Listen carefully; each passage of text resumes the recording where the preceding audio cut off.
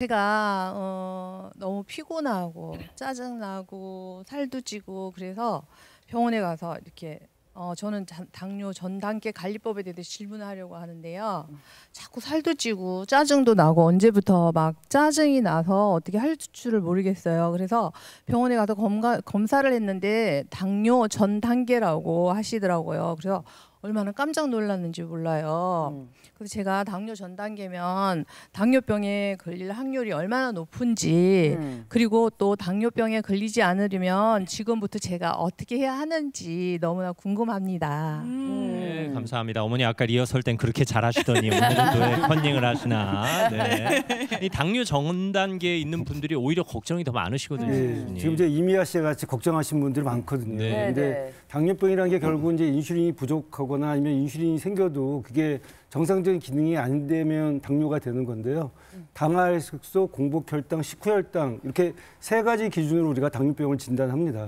그래서 지금 이제 우리가 당뇨병이라는 거는 공복 혈당이 126 이상, 그다음에 이제 식후 혈당은 200 이상, 그다음에 이제 그 당알 색소는 6.5 이상이고요. 정상인 거는 이제 저기 보시는 것처럼 5.7 이하고요.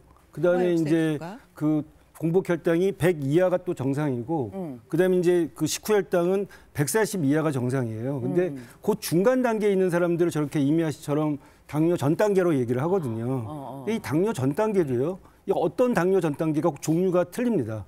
그래서 이미아 씨 같은 경우는 뭐 공복 혈당이 얼마나 나오는지 모르겠지만 110과 그다음에 100 사이를 갖다가 1단계라고 그러고요.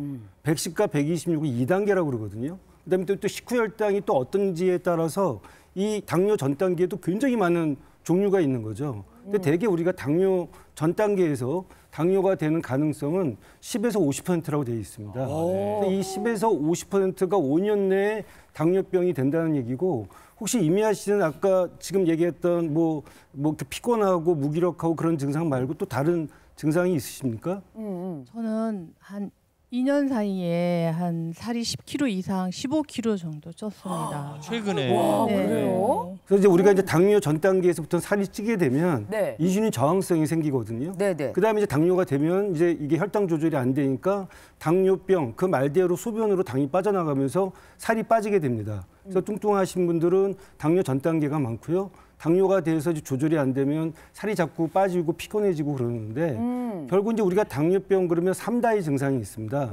3다라는 게 다뇨, 그다음에 다음, 다식 이게 세 가지 증상을 당뇨의 3다 증상이다라고 하지만 네. 당뇨 전 단계에도 그런 증상이 있을 수 있고요.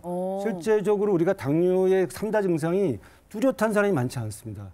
내가 당뇨병인데도 당뇨병인지 모르는 사람이 당뇨병 학회 통계에 따르면 50%라는 거예요. 아, 그래요? 예. 실제로는 당뇨를 앓고 있는데 예. 인지를 전혀 못하는 거죠. 그래서 우리가 당뇨 환자를 우리가 430만 명이라 얘기를 하는데 네네. 당뇨 전 단계 환자는 780만 명입니다. 그러면은 거의 증상이 더 없는 분들도 많겠네요. 거의 없죠. 그리고 이제 당뇨가 전 단계의 문제점은 당뇨로 이렇게 전환되는 것도 문제지만 이게 당뇨의 합병증을 갖고 있을 수 있습니다. 합병증이 또 올 수도 있어요. 그렇죠. 그래서 아까 제가 그래요? 1단계, 2단계 얘기했잖아요. 네네. 1단계는 당뇨로 갈 수 있다는 리스크만 있는 거고 네. 2단계는 당뇨로 가면서 합병증을 갖다 미리 갖고 있을 수도 있어요. 아, 그래요? 그렇게 되면 당뇨의 합병증 중에 시력에 문제가 생겨서 눈이 침침한 증상도 생길 수가 있고 네. 또 신경에 문제가 생기면 손발이 얼얼하고 고춧가루 뿌려놓은 것 같다고 그런 증상들이 있지 않습니까? 또 이제 뭐 콩팥이 나빠지면 붓고 뭐 이런 증상들이 그렇죠. 생기는 거죠. 그래서 아침에 자고 일어나면 베개 자국이 점심 때까지 있고 이런 거. 그게 다 당뇨 때문이라는 그게 거예요. 당뇨 때문에 생길 수가 있어서 피부에 탄력이 떨어져서 그런 게 아니라요? 이게 애매모호한 증상들이 생길 수가 있기 때문에 사실은 이제 증상들만 갖고 내가 당뇨 전 단계다, 당뇨병이다 따지지 말고 수시로 주기적인 검사를 할 필요가 있다 이렇게 그러면 말씀드릴 수 진짜 있습니다. 심해지기 전에 관리를 해야 될 것 같은데 예방하고 관리하는 방법 좀 알려주세요. 예, 그래서 이제 결국은 당뇨병이 지금 이제 이미아 씨처럼 15kg나 갑자기 체중이 늘었잖아요. 그 비만이 문제입니다. 10명 중에 9명은 비만 때문에 인슐린 저항성이 생기고 그 다음에 식후 혈당이 올라가고 공복 혈당이 올라가고 당화 혈색소가 올라가는 게 당뇨병이거든요. 그럼 살을 빼는 게 중요한데요. 네네. 살을 빼기 위해서는 적절하게 운동하는 게 중요하고요. 식사 관리를 잘해서 체중 조절을 잘 해야 되거든요. 네. 그래야 당화 혈색소도 떨어지고 콜레스테롤도 떨어지고 혈압이 떨어집니다. 그러면 이제 이렇게 얘기하면 너무 막연하잖아요. 네네. 그래서 이제 식사는 아까 우리 박 교수님도 얘기했지만 탄수화물 좀 줄이는 게 필요합니다.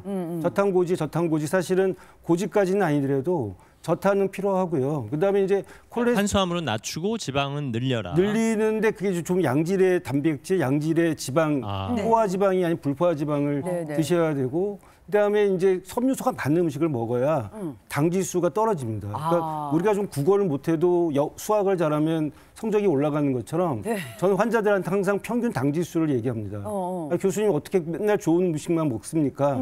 나쁜 음식 좀 먹어도 섬유소가 많고 평균 당 지수를 생각해서 당 지수가 낮은 음식을 먹으면 결국은 이제 당 지수가 떨어져서 식사에 관련된 어떤 비법이 호르몬적으로 균형을 잡을 수 있다고 생각하고요. 네. 운동은 유산소 운동 많이 하거든요. 네네. 너무 빠르게 걸었다 이렇게 얘기하지만 근력 운동 안 하면 운동 안 한 거나 마찬가지거든요. 아, 그래요? 그래서 근력 운동을 갖다가 일주일에 3번 정도 사이사이 해줘야 됩니다. 네네. 매번 근력 운동하지 말고요. 유산소 운동하고 근력 운동을 사이사이 하고 일주일에 150분 이상을 해야 됩니다. 네. 한 번 뭐 등산했다고 운동한 게 아니고 네네. 3번 정도 사이사이 해줘서 운동을 한 일주일에 150분 정도 해야 되고요. 네. 제일 중요한 게 또 수면 부족입니다.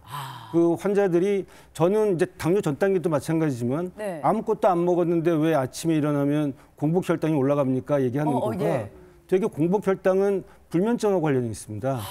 우리가 잠을 못 자면 멜라토닌 호르몬이 잘 안 나오잖아요. 네네. 멜라토닌 호르몬은 공복 혈당을 떨어뜨리고요. 식후 혈당은 우리가 이제 인슐린이나 운동, 식사와 관련돼 있거든요. 그래서 이제 잠을 잘 자는 게 좋은데 네. 우리도 왜 양질의 그 곡물들이 있듯이 양질의 멜라토닌이 있습니다. 좋은 멜라토닌이 나오는 시기가 따로 있거든요. 네. 귤도 적절한 때 나오는 게 있고 조생귤이 있는 것처럼 그렇죠. 이 공복 제일 좋은 멜라토닌은 11시에서 1시 사이에 나오는 거예요. 그래서 자정을 끼고 주무셔야 좋은 멜라토닌이 나오는데 이 멜라토닌도 결국 호르몬이기 때문에 재료가 필요하거든요. 네. 이 재료는 트립토판입니다.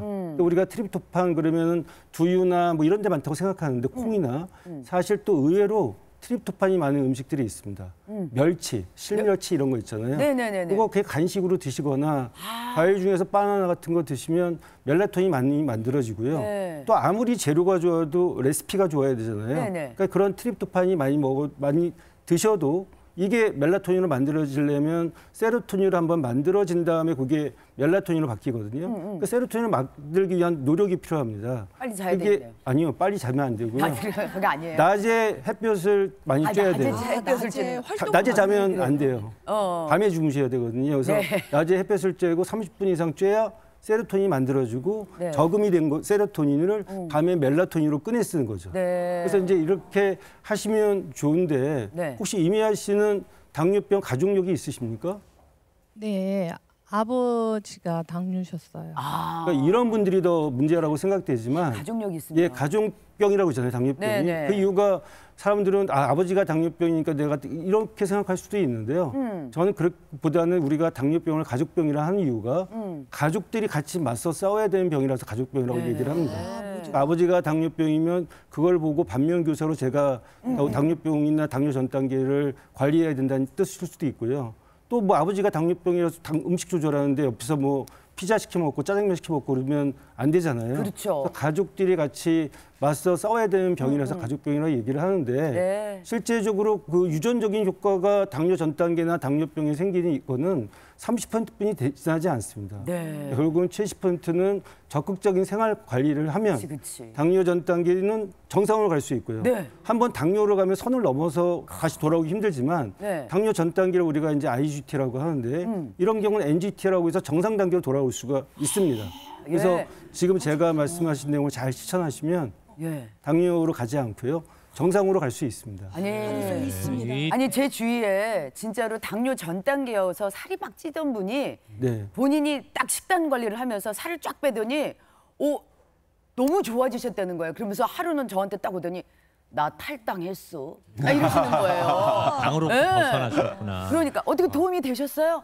네? 네, 사실은 굉장히 불안하고 이런 병원을 잘 안 다녔던지라 너무 불안하고 무서웠어요. 근데 오늘 교수님 말씀 이렇게 듣고 나니까 제가 잘하면 열심히 실천하면 아마 제가 당뇨에서 벗어날 수 있다는 그런 용기가 생기고 열심히 노력해서 당뇨에서 벗어나 보겠습니다. 그 의사 감사합니다. 선생님들이 당뇨 전 단계로 진단을 내리시는 이유는 미리미리 준비해서 그렇죠. 당뇨로 넘어가지 않도록 도와주시고자 하는 차원이라고 보시면 예. 되겠습니다. 네.